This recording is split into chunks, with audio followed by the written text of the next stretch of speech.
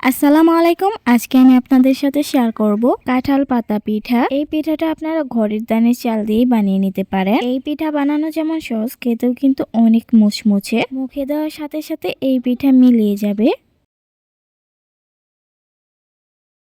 এই পিঠা বানানোর জন্য আমি আওলা চাল গুঁড়ো করে নিছি, আর সাথে নিছি ৫-৬টা কাঁঠাল পাতা। ভিজা চালের গুঁড়াতে পরিমাণ মতো লবণ দিয়ে ভালোভাবে মিশিয়ে নিচ্ছি। এবার সাধারণ তাপমাত্রার পানি দিয়ে পিঠার এই ব্যাটারটা বানিয়ে নিচ্ছি। পিঠার এই ব্যাটারটা না পাতলা না ঘন করে বানিয়ে নিতে হবে। মানে এই পিঠার ব্যাটারটা বেশি পাতলাও করা যাবে না, বেশি ঘনও করা যাবে না। চিতই পিঠা বানানোর জন্য যে ব্যাটারটা আমরা তৈরি করি সেই ব্যাটারের মতো বানিয়ে নিলেই হয়ে যাবে।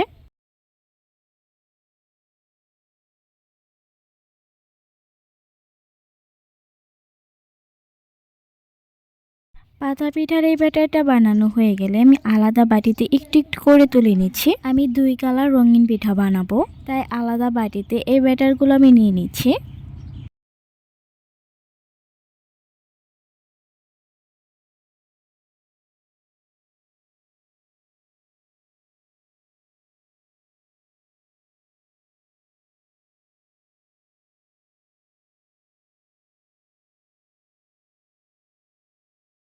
আমি একটা বাটিতে দিয়ে দিয়েছি অরেঞ্জ ফুড কালার,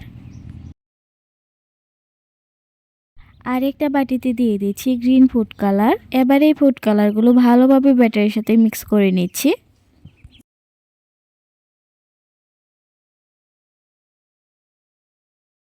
এবার আমি পরিষ্কার করে নেওয়া কাঁঠাল পাতাতে দিয়ে দিচ্ছি তেল। আমি এইরকম মিষ্টি কুলের জালি দিয়ে কাঁঠাল পাতার উপরের পিঠে সামান্য তেল ব্রাশ করে নিচ্ছি। এবার একটা চামচ দিয়ে কাঁঠাল পাতার উপরে রঙিন ব্যাটারটা দিয়ে দিচ্ছি।